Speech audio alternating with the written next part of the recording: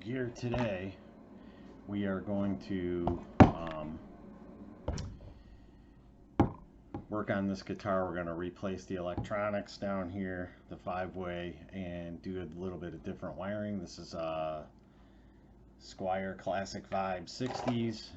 It has the original single coils here and here. This is a Tone Rider A2 Classic, and Alnico 2 magnets. And what I'm going to do is we got this from Obsidian Wire. Let's get going that way. Obsidian Wire. This came today. This is a solderless system, is supposed to be. And open it up, and this is looks the part. It feels pretty substantial, actually. So these are the rather than soldering to your 5-way, usually your positive goes to one blade of the 5-way, and then you run your negatives to the volume control ground them out. This supposedly has the high-end roll-off on the volume knob. It's designed, this specific design is meant that I can split that bridge humbucker. So when I am in my, I call it position 2, so when you're not on the bridge but you're in the bridge in the middle, that gives you a split coil. So no push-pull buttons, which I have on another guitar. I don't really like push-pull volume knobs, and I don't like extra switches. And really, to be honest with you, if you're using the bridge humbucker with the middle, I'd rather just have it be split anyway. So that's what this is supposed to do. So this is kind of the first part of me doing it. But yeah, the idea here is that you has a layout for your positive and negatives of the pickup all going here. They also give you your jack, which also then runs through the guitar and then plugs into here as well, as I believe. They give you this nice little pouch. There's my dog. This nice little pouch. I don't really know what's in here. Let's see what's in here. Just your hardware pieces. Oh, and they give you a pick. So that's kind of cool. Oh yeah, that's right. They give you one of these knobs to go on, because I don't know if the knob that I have will work on that. So I may need to widen out the holes for the volume and the tone. We'll find that out in a minute. So background noise and everything. All right. So with that, we'll come back when the project's done. Okay, it's the follow-up after the install and a bit of a review of the process, and I'll try to give you some examples of, I'll say, the control that you're getting when you install a pre-wired and solderless wiring harness for your guitar from Obsidian Wire. This is the HSS. I specifically sought this out for this Squier Classic Vibe 60s. I bought it in 2020. The reviews or comments from, I think, Obsidian say that if you do a Squier guitar, be prepared to route out the control holes and get different volume and tone knobs. I did not have to do this. This is not the stock pickguard, however. However, though, I do have the original pickguard, and I did look at it, and it looks to be the same. So the other thing is, I did anticipate and purchased the American Fender size knobs, and I, as you can see, didn't have to use them. These are the original knobs. So I'm not sure if you'll have to do anything if you've got a Classic Vibe. Maybe if you have the Bullet or their Modern Contemporary series, you know, then maybe you will have to make some slight modifications on your pickguard for a fitment. Anyway, the reason I chose this is I wanted to split this humbucker, which is the Tone Rider Alnico 2 Classic, with these are the stock pickups that come with the Classic Vibe single coils. I had it wired before this, and this pickup is out of phase if you go per the manufacturer. So there was a little bit of wire switching going on. The instructions are pretty straightforward. The terminal, you press down with a little screwdriver. You peel back like a quarter of an inch of the wire. You just stick it down there and then let up on the little pin. Give a little tug on the wire and it's set to go. It was straightforward. It was easy. Not really a need to show anybody how that works. If you've ever plugged a speaker wire into the back of any pretty much speaker, they have those kind of like pinching little mechanism, whatever you want to call it, that grabs the wire. It's the same principle. Worked really well. The quality of the unit looked pretty good. Just to speak, the knobs have a really smooth and relatively easy roll. However, it's not so easy that like if you tap it, it'll move around or nothing. They stay put. The 5-way is a little soft. It does click into each position. It's not a hard click like some other 5-ways that I'm a little bit more familiar with. So that's just a personal preference.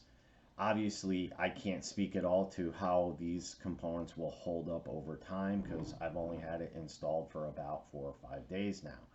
So what I did want to do is at least, even though I didn't do it before, and and that's fine or whatever, and I'm not here to demo playing or anything like that, but just give you, this does have a high pass filter on it on the volume, and I kind of thought I could at least show you that. We're in the bridge position and the tones are wide open, and we'll just start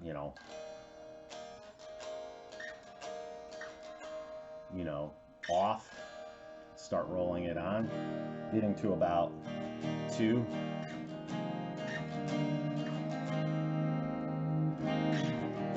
to about 4, a little better than half,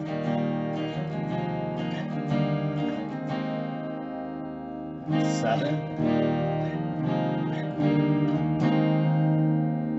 about 8.5.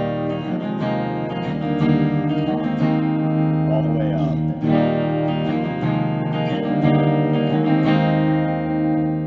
So I don't know how this is picking that up, but you can kind of hear. So that's,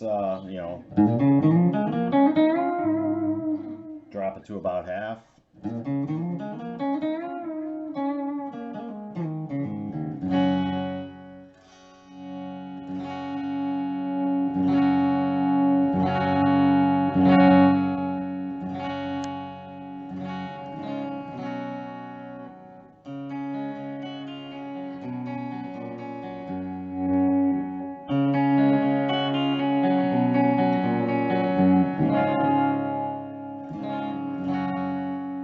So I feel that this is an A+.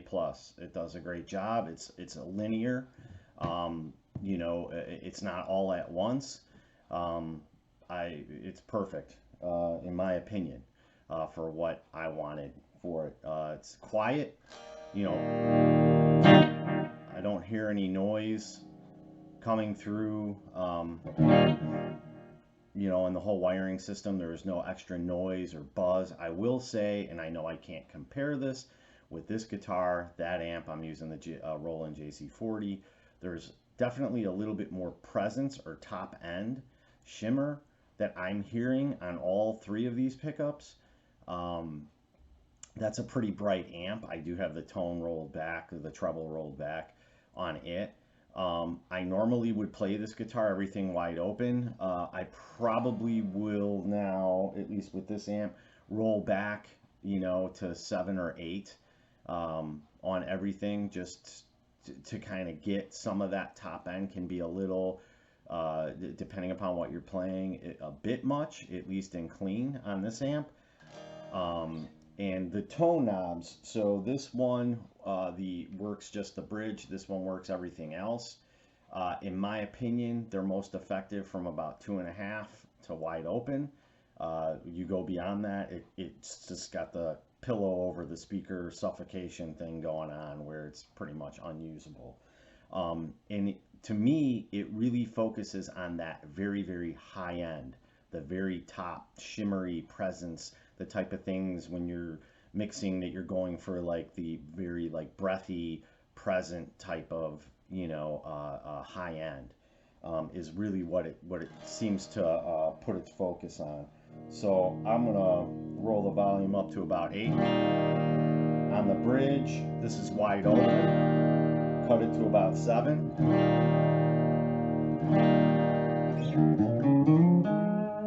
Again, wide open.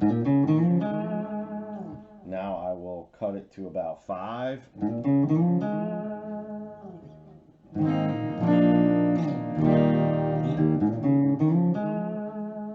Again, wide open. And then cut it to about 3 now.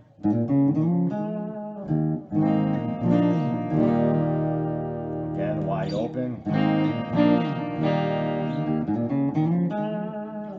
Right? And then anything below 3, you can hear starts really getting muffled sounding. That's pretty much most tone controls. We'll go to the mix here. This is wide open. This is position 2, split humbucker, middle.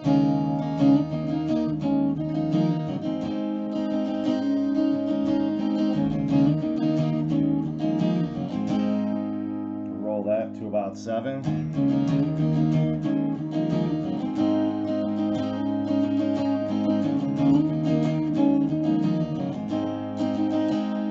To about halfway.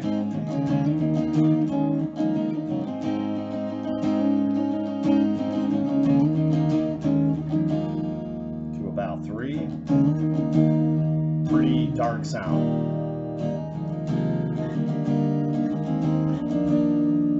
And again, it's too much.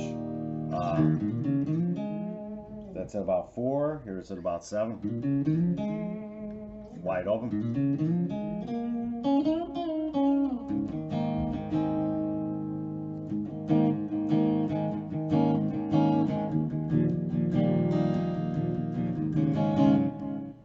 Okay, we go to middle pickup, wide open. Go to about 7. 5.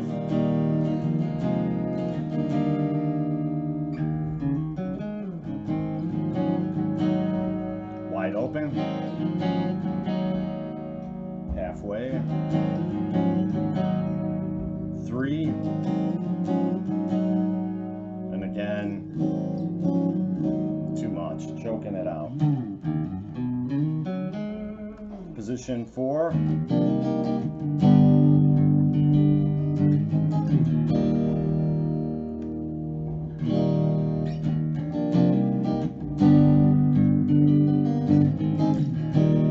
That's wide open. You cut it to about 7.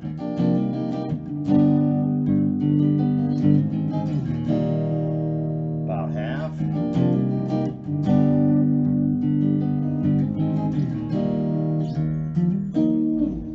And here's 3. A little more than 3. Holy cow, the garbage truck is.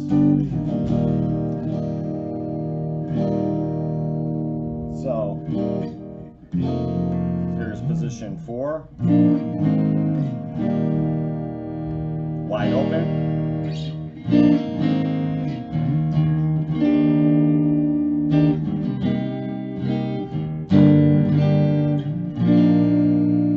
Roll that back to about 7.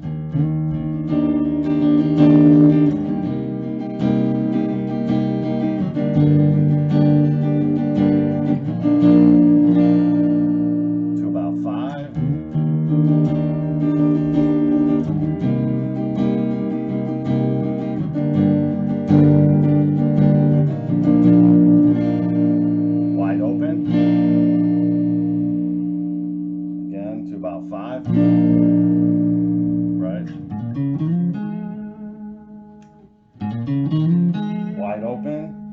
a half. So it's very usable, but you're losing that. And then here's 2, 3.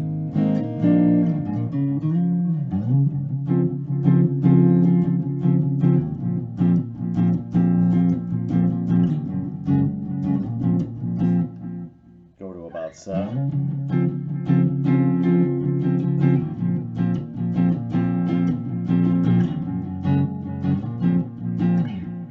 Wide on.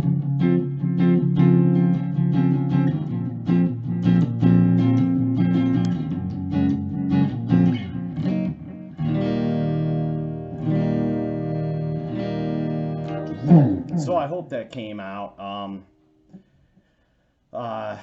Overall review is definitely would recommend this, especially to someone who doesn't solder a lot like myself. I probably solder twice a year or something, you know, swapping out a pickup, fixing something, maybe replacing a volume pot once in a while.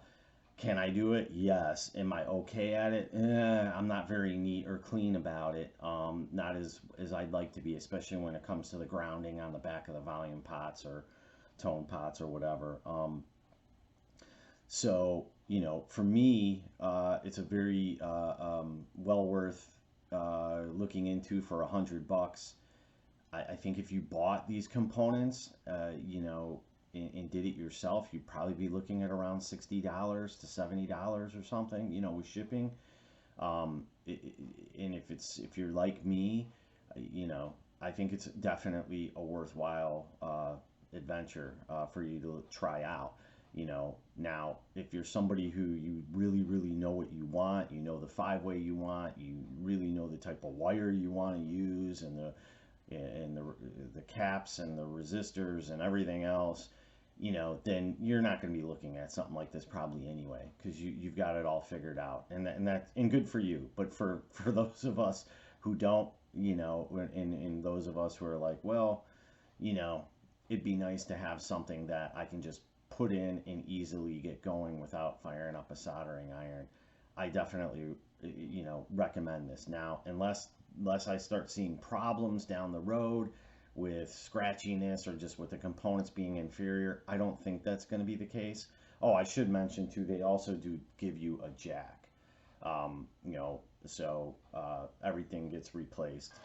And like I said, in my opinion, very pleased, very happy with it. Just if you're considering it, thought this might help somebody. With that, everybody stay safe, take care, God bless.